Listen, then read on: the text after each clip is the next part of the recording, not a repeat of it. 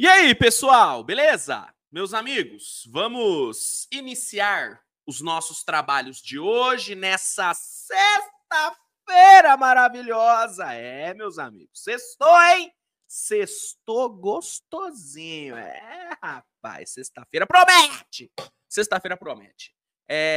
Vamos iniciar os nossos trabalhos de hoje falando sobre a rodada de ontem da NBA. Meus amigos, depois aí de vários dias sem nenhum joguinho aí na NBA, ontem tivemos a volta dos jogos, tivemos rodada cheia, muitos jogos rolaram ontem, e nesse vídeo eu irei comentar sobre cada um deles. Antes, deixa eu me apresentar, para quem não me conhece, meu nome é Luiz Fernando, seja muito bem-vindo ao canal Switch TV BR. Se por acaso você ainda não foi inscrito, considere se inscrever, porque aí você não perde nenhum vídeo novo deste canal maravilhoso.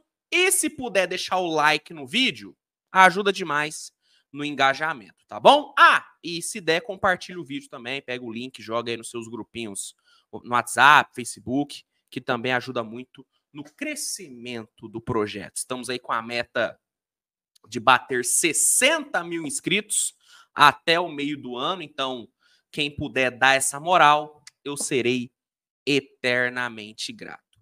Bom, vamos lá então, vamos começar o nosso resumo da rodada falando sobre Orlando Magic e Cleveland Cavaliers. O Magic bateu o Cavaliers fora de casa por 116-109. Claro que a ausência do Donovan Mitchell teve uma grande influência, teve um grande impacto no resultado. O Cavs sentiu muita falta do Mitchell, mas o Orlando teve muito mérito aqui, viu? O Magic fez um jogo muito bom, coletivamente.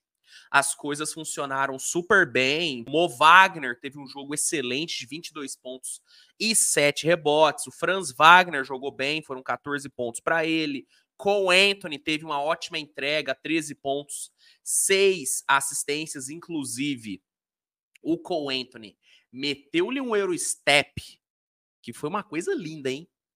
Foi uma coisa linda. Fazia tempo que eu não via um Eurostep sendo tão bem executado como foi pelo nosso querido Cole Anthony, hein? Jogadaça do Cole.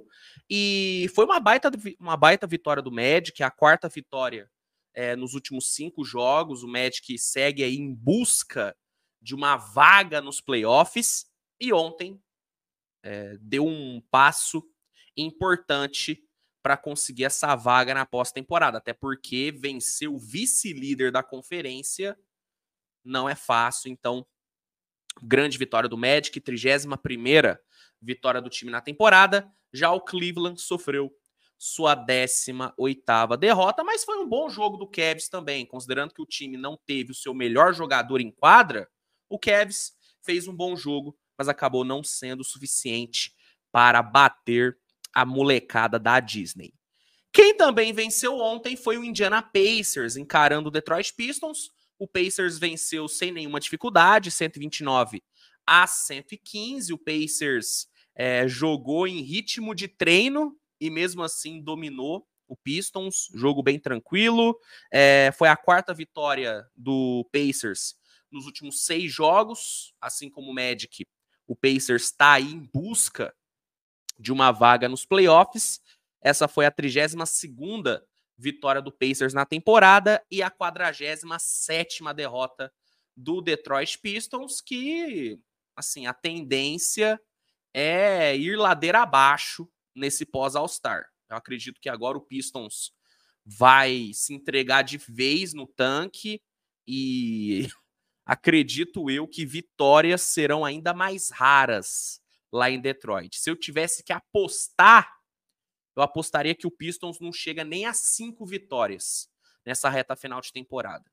Porque, além do time ser ruim, eu acredito que o time vai fazer de tudo para se garantir numa posição alta no próximo draft. É óbvio que você ter a pior campanha não te garante mais a primeira escolha, mas ajuda.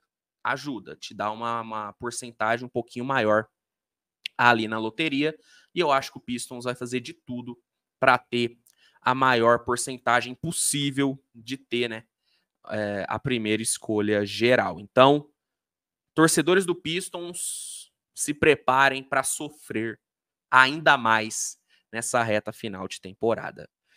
Destaques do Indiana, Haliburton e Siakam. Haliburton terminou com 25 pontos e 13 assistências, mais um ótimo jogo do Haliburton, e o Siakam fechou com 20 pontos. Pelo lado do Pistons, vale falar do Cade Cunningham, que terminou a partida com 30 pontos e 8 assistências.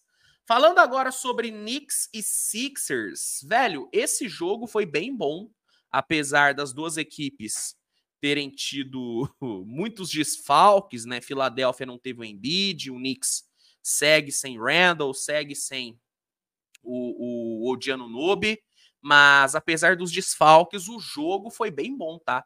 Foi bem bom e o Knicks saiu com a vitória 110-96. O Knicks abriu o jogo conseguindo se impor, né? Se impôs ali no começo do jogo. O time teve um volume ofensivo muito bom no primeiro quarto e venceu a parcial por 32-21. O ataque dos Sixers teve muita dificuldade para criar, mesmo jogando em casa. O Sixers não conseguiu ter um bom ritmo, então acabou sofrendo muito no primeiro quarto. No segundo quarto, o domínio do Knicks seguiu. O Knicks seguiu ali melhor, conseguiu colocar uma parcial de 37-25 e foi para o intervalo vencendo por 69-46. Na volta do intervalo, vimos um Philadelphia bem melhor. Philadelphia melhorou ali no terceiro quarto. O Buddy Hield apareceu e conseguiu ser um bom suporte ali para o Tyrese Maxey, que estava meio que carregando sozinho o ataque. E aí o Philadelphia diminuiu o prejuízo para apenas 10 pontos ali no fim do terceiro quarto. No começo do quarto período, o Sixers chegou a cortar a diferença para apenas 6 pontos ali no começo e no quarto período, só que o Knicks, depois do timeout, conseguiu responder, se reorganizou e controlou muito bem o jogo até o final e garantiu a sua 34ª vitória na temporada. Já o Sixers sofreu sua 23ª derrota, apesar de não ter sido uma grande performance do Knicks. O mais importante para o time era a vitória, sabe? Jogando fora de casa, cheio de desfalque, o mais importante era vencer. Então, a vitória veio, vitória importante. Bogdanovic teve uma excelente atuação de 22 pontos, sendo 6 bolas de 3 convertidas. Ótimo jogo do Bogdanovic, que já aparenta estar totalmente adaptado no sistema do Thibodeau. Jalen Brunson, ótimo jogo do Brunson, duplo-duplo de 21 pontos e 12 assistências. Excelente jogo do Brunson. Gostei também da defesa do Knicks. Tá? A defesa do Knicks apareceu muito bem, principalmente no primeiro tempo e na reta final do quarto período. Então, não foi uma grande performance, não foi um jogo que encheu os olhos, mas foi um jogo sólido do Knicks. Tirando ali o terceiro quarto, o resto do jogo aí foi muito bem controlado pela franquia de Nova York. Já o Sixers segue sentindo a falta do Embiid. Ontem ficou muito claro que o ataque do Sixers precisa do Embiid para fluir bem. Apesar do Buddy Hield, do Maxey, sabe, terem aparecido bem ali, o Kelly Oubre também apareceu bem em alguns momentos, o próprio Kyle Lowry, que estreou bem com 11 pontos. Apesar desses caras terem aparecido, fica muito claro que o Embiid é uma peça fundamental para o funcionamento do ataque dos Sixers. Eu não digo nem por conta da pontuação dele, mas eu falo por conta dos espaços que ele gera. Eu fiz um vídeo faz um tempinho analisando o impacto do Embiid nesse ataque dos Sixers, analisando como que o Nick Nurse estava utilizando o Embiid. E no vídeo, eu acho que eu consegui deixar muito claro para vocês que a importância do Embiid ela vai além da pontuação, sabe? Ele é um cara que, pelo espaço que ele ocupa e tudo, ele acaba atraindo muita marcação e gerando muito espaço para os outros jogadores. E aí, sem ter esse cara, sem ter esse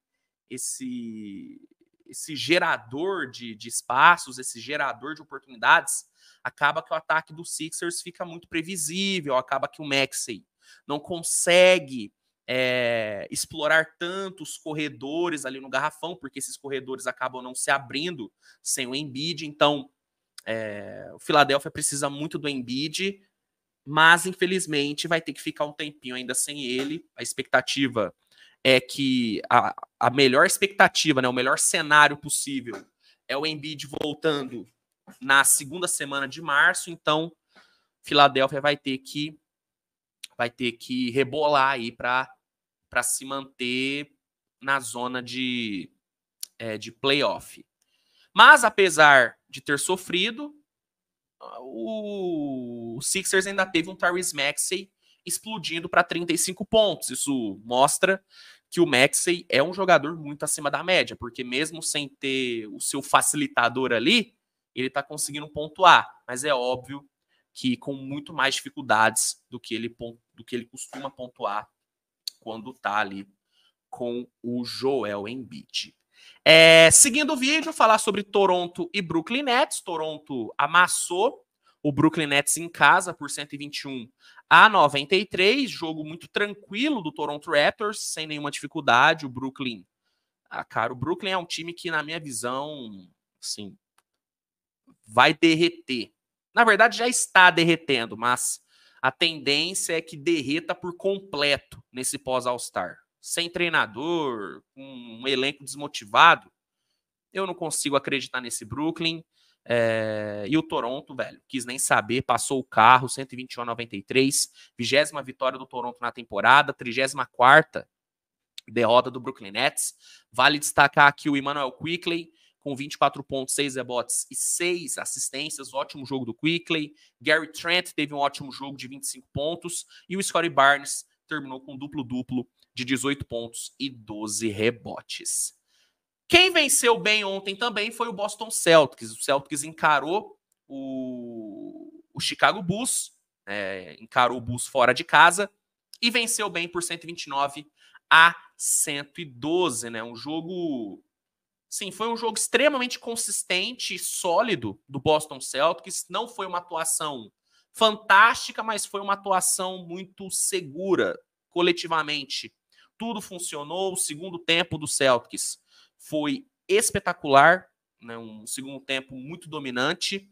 E individualmente tivemos alguns destaques. Por exemplo, o Jason Tatum terminou o jogo com 25 pontos, 7 rebotes, 5 assistências. Foi um bom jogo do Tatum. Jaylen Brown teve uma boa atuação também, pontuou ali na casa dos 20. Só que, para mim, o cara do Celtics ontem foi o Derrick White. O que o Derrick White jogou ontem foi sacanagem, meus amigos. 28 pontos, 5 assistências, 2 roubos de bola e 3 bloqueios para o Derrick White. Assim, é impressionante o nível defensivo do Derrick White. Assim, o que esse cara defende é brincadeira. A NBA vai ter que dar um jeito de colocar ele no primeiro time de defesa da temporada. Não vai ter jeito, cara. A NBA vai ter que arrumar uma forma de encaixar o Derrick White, porque o nível defensivo dele é muito alto. É muito alto. Os blocos que ele deu ontem, cara, espetacular. Espetacular. Essa foi a 7ª vitória seguida do Boston Celtics, que segue aí, né, velho? Liderando com folgas o leste.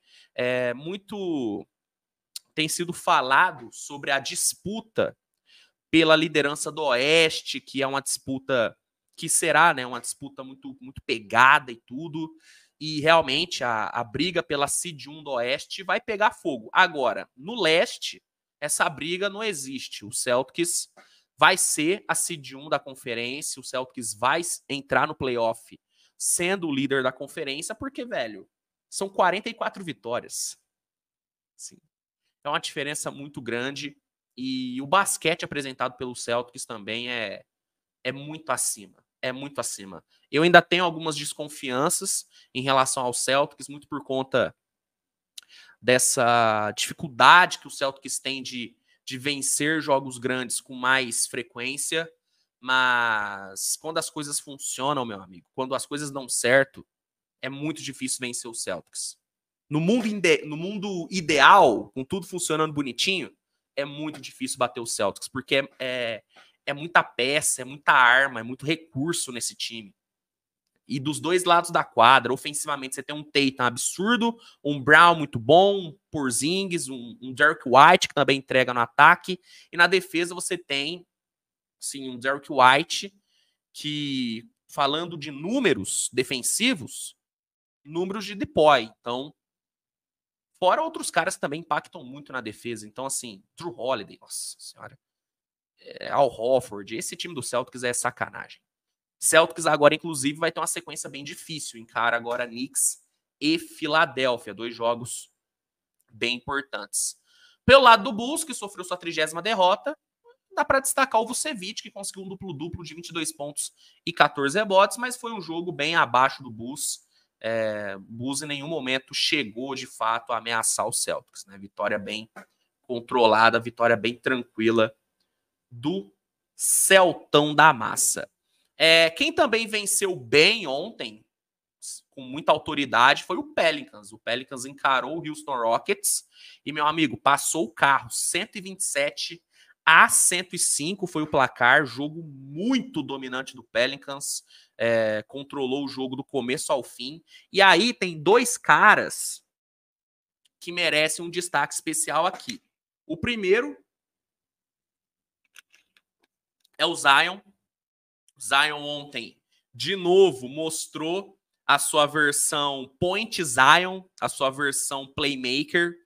Impressionante como o Zion tem passado bem a bola nessa temporada. Ontem foram 27 pontos e 10 assistências para ele. Esse foi o 3º jogo de pelo menos 8 assistências do Zion nos últimos 5 jogos. Sabe? Então, o Point Zion apareceu, tem aparecido e tem impactado muito. E essa versão do Zion, para mim, é espetacular.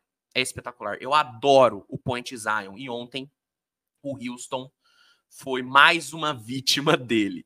E o outro cara que merece muito destaque é o Herb Jones. Nossa, o que o Herb Jones jogou ontem foi brincadeira. O cara conseguiu roubar 7 bolas ontem. 7 steals pro Herb Jones. Nossa, jogou muito, velho. Jogou muito. O nível defensivo do Herb Jones também é uma coisa fantástica. Eu me arrisco a dizer que o Herb Jones, ele é um dos 5 melhores defensores de perímetro da NBA. Um dos 5 melhores. Impressionante. Impressionante. Vitória muito, muito dominante.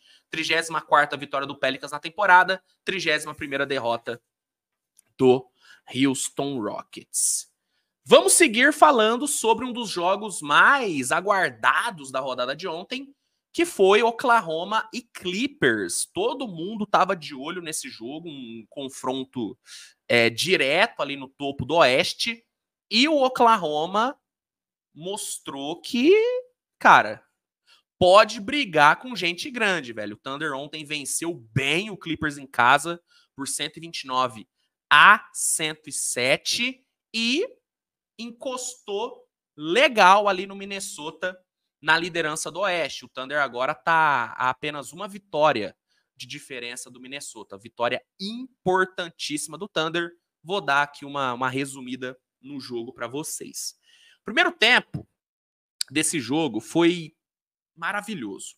Foi maravilhoso, pegado pra caramba, disputado pra caramba. De um lado, tivemos um Thunder muito bem na defesa e com um excelente aproveitamento no perímetro. O Thunder chutou 10 de 21 para 3 no primeiro tempo, aproveitamento fantástico. Já o Clippers foi muito dominante no garrafão, conseguiu um aproveitamento altíssimo ali na área pintada E também conseguiu matar suas bolinhas de 3. Foram 7 bolas de 3 convertidas. Clippers também tem uma boa produção. Só que no fim, quem foi pro intervalo na frente foi o Thunder, vencendo por 61-59. E aí, velho, no terceiro quarto, foi onde o Thunder conseguiu encaminhar sua vitória. O Thunder fez um terceiro quarto muito bom, logo nos primeiros 6 minutos ali. O Thunder conseguiu abrir 7 de vantagem, muito por conta do bom volume que o Isaiah Joe teve no começo do terceiro quarto. E depois ali desses 6 minutos iniciais, quem brilhou foi a defesa. A defesa do Thunder foi... Nossa, cara. Foi sacanagem que o Thunder defendeu. O Thunder, só no terceiro quarto, distribuiu 7 blocos. 7. O Thunder fechou o jogo com 11 tocos. Dos 11, 7 foram no terceiro quarto. E dos 7, 3 foram do Jalen Williams. Nossa, velho, o que esse moleque defendeu, o que o Thunder defendeu no terceiro quarto foi uma enormidade.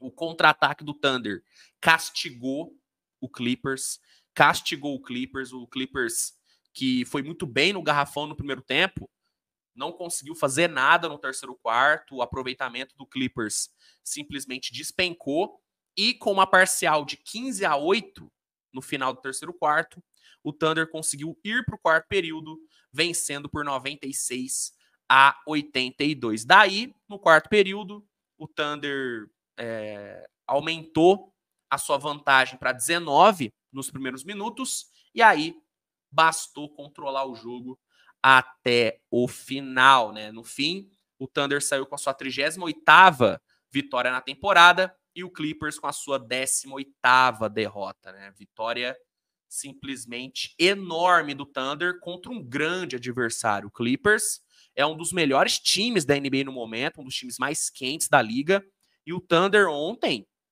se impôs de uma forma que eu, sinceramente, não esperava. Eu não esperava o nível de basquete que o Thunder apresentou ontem.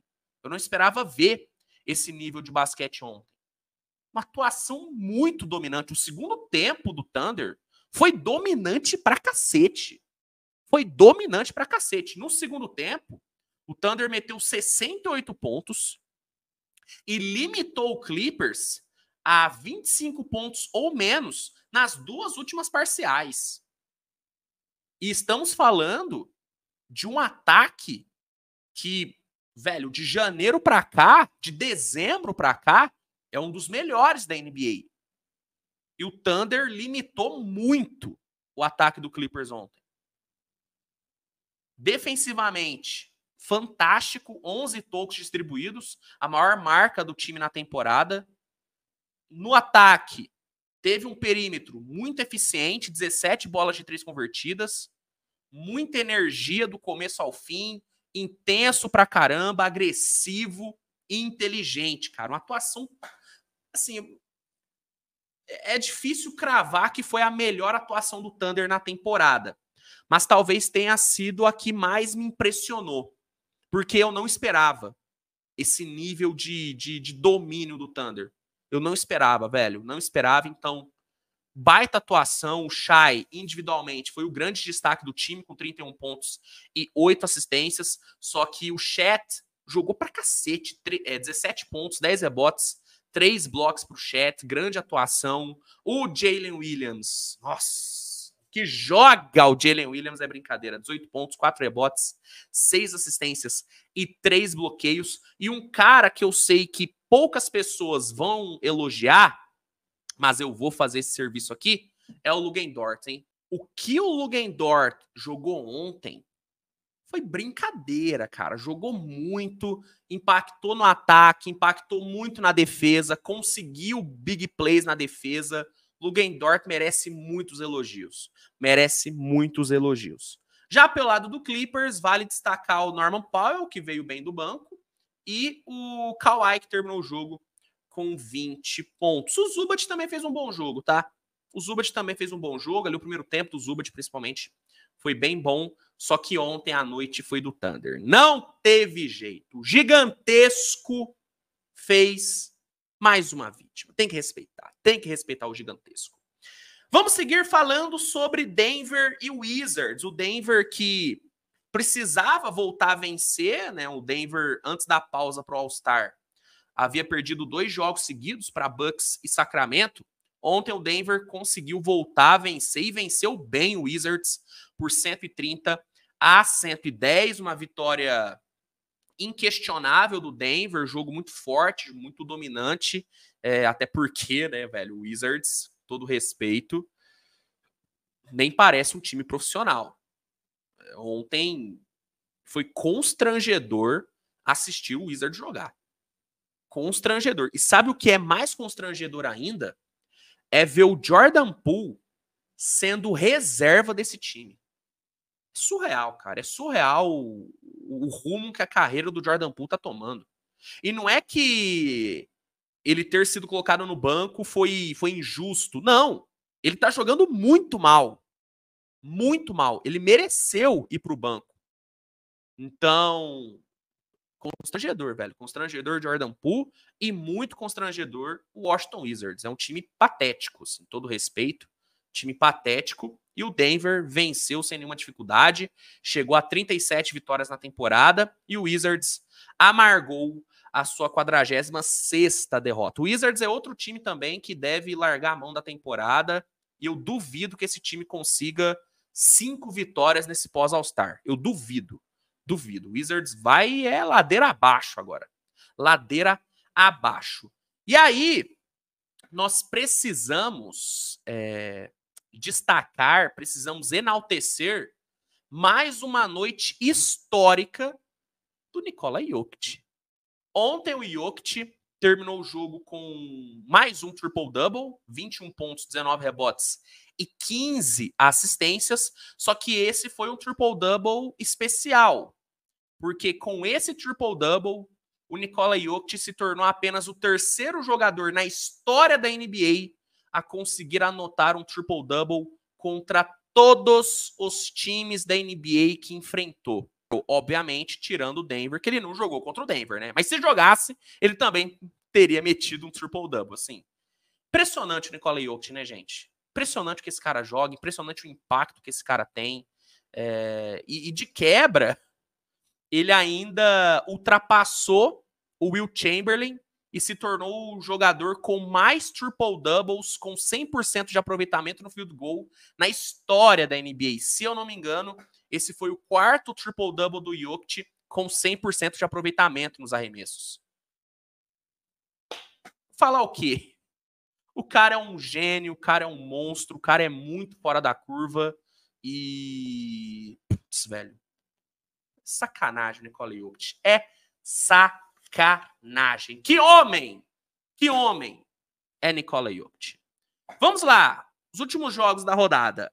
Charlotte Hornets venceu o Utah Jazz por 115-107. Foi uma vitória que me surpreendeu, porque o Jazz jogava em casa, então eu esperava que o Jazz contra o Hornets conseguisse uma vitória.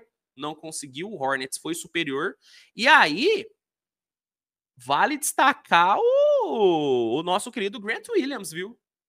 O Grant Williams ontem foi, na minha visão, o melhor jogador do Hornets, 24 pontos e 6 bolas de 3, bom impacto na defesa. E que é um número interessante, foi a 4ª vitória do Hornets desde a chegada do Grant Williams na trade deadline. A 4ª vitória. O nosso querido senhor cabeça de batata tá brilhando, hein? Tá brilhando, hein? Jogou muito ontem e foi o grande nome, na minha visão, dessa vitória do Hornets, que foi a 14ª na temporada. Já o Jazz sofreu sua 31ª derrota. Sacramento Kings encarou o San Antonio Spurs e, velho, foi jogão, hein? Foi jogão. Para quem esperava um amasso do Kings, acabou se surpreendendo. O Sacramento venceu, mas venceu apertado, 127-122. Foi um jogo onde o Kings conseguiu ser melhor durante a maior parte. O Kings chegou ali no 4º período vencendo por 6 pontos. O Domantas Sabonis vinha fazendo um jogo muito bom, só que entrando ali nos 2 minutos finais, o Kings tomou a virada, bichão.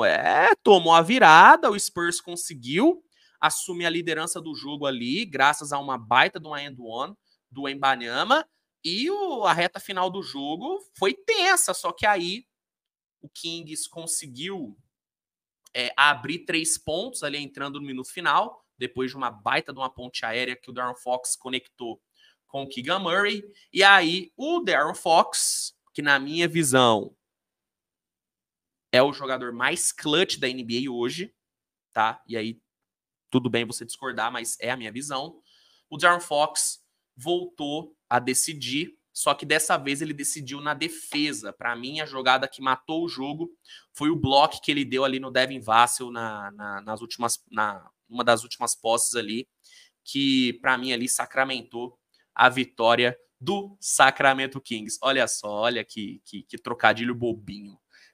Mas para mim foi essa jogada que pôs fim no jogo e garantiu a 32ª vitória do Kings na temporada e a 45ª derrota do San Antonio Spurs. Essa foi a 2ª vitória seguida do Kings, que segue em busca do G6 do Oeste, e foi mais uma vitória com a assinatura do Fox e do Sabonis. Sabonis ontem terminou com mais um triple-double, 22 pontos, 11 rebotes e 11 assistências para o Sabonis. Mais um jogo espetacular do Domantas. Duelo dele com o Wembanyama foi bem bom, foi bem legal de acompanhar. E o De'Aaron Fox terminou o jogo com 28 pontos, 9 assistências. E detalhe, dos 28 pontos, 11 foram no quarto período. 11 no quarto período. Fora o toco clutch ali em cima do Devin Vassell, que foi, para mim, ali o ponto-chave da partida. Baita vitória do Kings, baita atuação do Fox, que na minha visão é o jogador mais clutch da NBA. Eu entendo quem tá aí fazendo campanha pro Curry levar o prêmio de jogador mais clutch da temporada, mas eu não consigo dar esse prêmio para outro cara que não seja o De'Aaron Fox, porque é impressionante o que esse cara faz em quarto período. É bizarro. Pelo lado do Spurs, vale destacar o Devin Vassell, que terminou o jogo com 32 pontos e 7 assistências, e o Victor Wembanyama, que em 31 minutos em quadra, entregou 19 pontos, 13 rebotes, 4 assistências, 5 roubos de bola e 5 bloqueios. O Wembanyama ficou a uma assistência de conseguir um 5x5 no seu ano de calouro. Brincadeira, velho. Brincadeira! O que esse francês maravilhoso joga. Para fechar, meus amigos, eu vou só dar uma passada por cima de Suns e Dallas e de Warriors e Lakers, porque eu já publiquei no canal as análises desses dois jogos. Então, começando com Suns e Dallas. O Dallas venceu o Phoenix Suns ontem em casa por 123-113. Foi um jogo que até começou melhor para o Phoenix. O Phoenix teve um primeiro tempo muito bom, tanto que foi para o intervalo na vantagem. Devin Booker teve um baita de um primeiro tempo, só que na volta do intervalo o Dallas amassou, cara. O Dallas teve um terceiro quarto fantástico nos primeiros minutos, colocou uma arma de 16-0 e abriu uma puta vantagem. E no quarto período o time conseguiu controlar muito bem o jogo e saiu com a sua 33ª vitória na temporada e a 7ª vitória seguida. Já o Phoenix sofreu sua 23ª derrota. Phoenix que não teve de novo o Bradley Beal.